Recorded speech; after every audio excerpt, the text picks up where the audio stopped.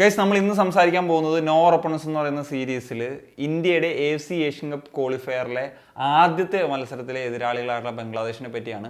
SAFF റീജിയനിൽ തന്നെ ഉള്ള ടീമാണ്, നമ്മളുടെ അയൽക്കാരാണ്. ഫിഫ റാങ്കിങ്ങിൽ 185-ാം സ്ഥാനത്ത് നിൽക്കുന്ന ഒരു രാജ്യമാണ് ബംഗ്ലാദേശ് എന്ന് പറയുന്നത്.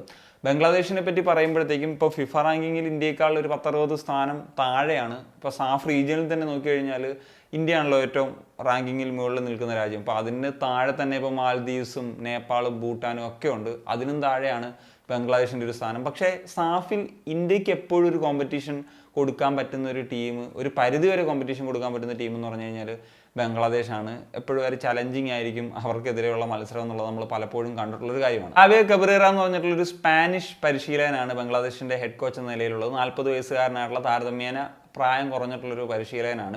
ഇദ്ദേഹത്തെ പറ്റി പറയുമ്പോൾ ഒരു ഇൻട്രസ്റ്റിംഗ് ഫാക്ടറായിട്ട് വരുന്നത്, ഇദ്ദേഹം ഇന്ത്യയിൽ വർക്ക് ചെയ്തിട്ടുണ്ട്. അദ്ദേഹത്തിൻ്റെ കരിയറിൻ്റെ ആദ്യഘട്ടത്തിൽ സ്പോർട്ടിംഗ് ഗോവ എന്ന് പറഞ്ഞിട്ടുള്ള ക്ലബിൻ്റെ അസിസ്റ്റൻ്റായിട്ടും അതുപോലെ ഒരു ടെക്നിക്കൽ ഡയറക്ടർ ജോലിയും ചെയ്തിട്ടുണ്ട്. ഒരു 10 വർഷം മുന്നെയാണ്, അതായത് 19 വയസ്സുള്ള ആ ഒരു സമയത്തൊക്കെയാണ് വർക്ക് ചെയ്തത്. അതിനുശേഷം അദ്ദേഹം സ്പെയിനിലേക്ക് തന്നെ മടങ്ങി അവിടുത്തെ യൂത്ത് ലെവലിലൊക്കെ വർക്ക് ചെയ്തിരുന്നു. അതിൽ ഡിപ്പോർട്ടിവോ അലാവസിൻ്റെ ഒരു യൂത്ത് ലെവലിലൊക്കെ അദ്ദേഹം വർക്ക് ചെയ്തിട്ടുണ്ട്. അതിനുശേഷം 2022 ബംഗ്ലാദേശ് സീനിയർ ടീമിൻ്റെ ഒരു ഹെഡ് കോച്ച് എന്ന നിലയിൽ വരുന്നത്. ഓൾസോ ബംഗ്ലാദേശ് അണ്ടർ 23 ടീമിൻ്റെയും ഒരു പരിശീലകനായിട്ടൊക്കെ പ്രവർത്തിച്ചിട്ടുണ്ട്. അങ്ങനെ കുറച്ച് നാളുകളായിട്ട് ബംഗ്ലാദേശിനെ പരിപാലിച്ചു വരുന്നൊരു പരിശീലകനാണ് ഈ ഒരു കബറേറ എന്നുള്ളത് നമുക്ക് പറയാൻ സാധിക്കും. ഇദ്ദേഹത്തിൻ്റെ അണ്ടറിൽ 29 മത്സരങ്ങൾ ഇതിനോടകം ബംഗ്ലാദേശ് കളിച്ചിട്ടുണ്ട്. അതിൽ 8 വിജയം, 6 സമനില, 15 തോൽവി, ഒരു 27% വിന്നിംഗ് പെർസെൻറ്റേജ് എന്ന് പറയുന്നത്. ബംഗ്ലാദേശിൻ്റെ റീസെൻറ്റ് ഫിക്ചേഴ്സ് അല്ലെങ്കിൽ റിസൾട്ട്സ് ഒക്കെ നോക്കുന്ന സമയത്ത് 2022 അത്ര മികച്ചതായിരുന്നില്ല. ആകപ്പാട് ഒറ്റ ഒരു വിജയമാണ്, അത് ഭൂട്ടാനെതിരെ 1-0 എന്ന് പറയുന്നൊരു വിജയമാണ്. അതേ ഭൂട്ടാനെതിരെ തോൽക്കുന്ന സാഹചര്യം ഉണ്ടായിട്ടുണ്ട്. ഇപ്പം നമുക്ക് ലാസ്റ്റ് 5 ഫിക്ചേഴ്സ് നോക്കുന്ന സമയത്ത് മാൽദീവ്സിനെതിരെയാണ് കഴിഞ്ഞ 2 മത്സരങ്ങൾ കളിച്ചത്. 2ഉം തോറ്റു. ഒന്ന് 2-1, പിന്നെ 1-0. പിന്നെ ഭൂട്ടാനെതിരെ 1-0 തോറ്റു. അതേ ഭൂട്ടാനെതിരെ തന്നെ കളിച്ചിട്ടുള്ള ഒരു ഫ്രണ്ട്ലിയിൽ 1-0 വിജയിക്കാൻ സാധിച്ചു. അതിന് മുമ്പ് ലെബനനെതിരെ നടന്ന മത്സരത്തിൽ 4-0 എന്ന് പറയുന്ന സ്കോറിൽ പരാജയപ്പെടുകയും ചെയ്തിരുന്നു. അങ്ങനെ ബംഗ്ലാദേശ് അത്ര മികച്ച ഒരു ഫോമിലൊന്നും അല്ല നിലവിലുള്ളത് എന്നുള്ളതാണ്. എന്താണെങ്കിലും ഒരു എക്സ്ക്യൂസസും പറയാനില്ല.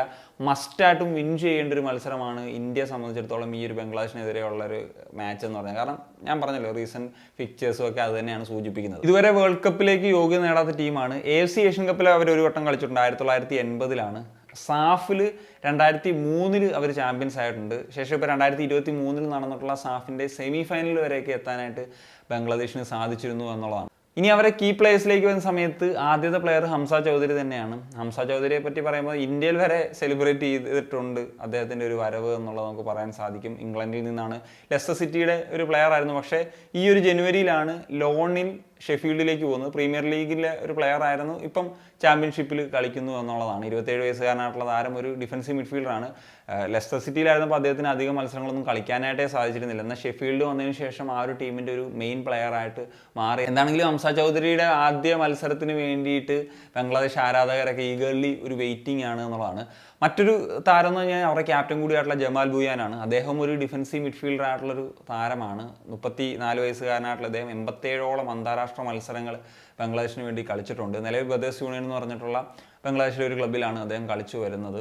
ഇദ്ദേഹവും പറഞ്ഞ പോലെ ഒരു വിദേശത്ത് നിന്ന് വന്ന, യൂറോപ്പിൽ നിന്ന് വന്നിട്ടുള്ളൊരു പ്ലെയറാണ്. ഡെൻമാർക്കിലാണ് അദ്ദേഹം ജനിച്ചത്. അവിടുന്ന് കോപ്പൻഹേഗൻ പോലെയുള്ള ക്ലബ്ബിൽ നിന്നൊക്കെയാണ് യൂത്ത് കരിയർ ആരംഭിച്ചത്. അതിന് ശേഷമൊക്കെയാണ് അദ്ദേഹം ബംഗ്ലാദേശിലേക്ക് എത്തുന്നത്. പിന്നെ ഒരു താരം ടോപ്പു ബർമൻ എന്ന് പറഞ്ഞിട്ടുള്ള 30 വയസ്സുകാരനായിട്ടുള്ള സെൻട്രൽ ബാക്ക് ആയിട്ടുള്ള താരമാണ്. ബംഗ്ലാദേശിന് വേണ്ടി 60-ന് മുകളിൽ അന്താരാഷ്ട്ര മത്സരങ്ങൾ കളിച്ചിട്ടുണ്ട്. നിലവിൽ ബംഗ്ലാദേശിലെ ടോപ്പ് ക്ലബ്ബായിട്ടുള്ള ബഷുന്ധര കിങ്സിൻ്റെ ഒരു ഡിഫൻഡർ എന്ന നിലയിലൊക്കെ കളിക്കുന്ന ഒരു പ്ലെയറാണ്. ഇതൊക്കെയാണ് അവരുടെ ഒരു കീ പ്ലേയേഴ്സ് എന്ന ലെവലിൽ പറയേണ്ടത്. ഇനി ബംഗ്ലാദേശിനെ പറ്റി പറയുകയാണെന്നുണ്ടെങ്കിൽ അവർ ഇന്ത്യക്കെതിരെ കളിക്കുന്നതിന് മുന്നോടിയായിട്ട് സൗദിയിലെ തായിഫിൽ ഒരു 2 ആഴ്ചത്തെ ഒരു പ്രിപ്പറേഷൻ ക്യാമ്പും കാര്യങ്ങളൊക്കെ ഉണ്ടായിരുന്നു. ഈ ഒരു ഷില്ലോങ് ക്ലൈമറ്റും ഒക്കെ ആയിട്ട് അഡാപ്റ്റ് ആകുന്ന രീതിയിൽ ആ ഒരു തരത്തിലുള്ള അങ്ങനത്തെ ഒരു പ്രിപ്പറേഷൻ നടത്തിയാണ് ബംഗ്ലാദേശ് വരുന്നത് എന്നുള്ളതും ഏറ്റവും പ്രധാനപ്പെട്ട ഒരു കാര്യമായിട്ട് നമുക്ക് സംസാരിക്കാം. അതാണെങ്കിലും നമുക്ക് അടുത്ത ദിവസം മാച്ച് പ്രിവ്യൂവിൽ മറ്റ് കാര്യങ്ങൾ, ഈ ഒരു മത്സരത്തിന് മുന്നോടിയായിട്ടുള്ള കാര്യങ്ങളൊക്കെ കൂടി ഡിസ്കസ് ചെയ്യേണ്ടതുണ്ട്. അപ്പോൾ എന്താണ് ബംഗ്ലാദേശിനെ പറ്റിയിട്ടുള്ള നിങ്ങളുടെ ഒപ്പീനിയൻ തീർച്ചയായിട്ടും കമ്പോസ് ചെയ്യാൻ ഒരു കണക്ഷൻ സൈനിങ് ഓഫ്.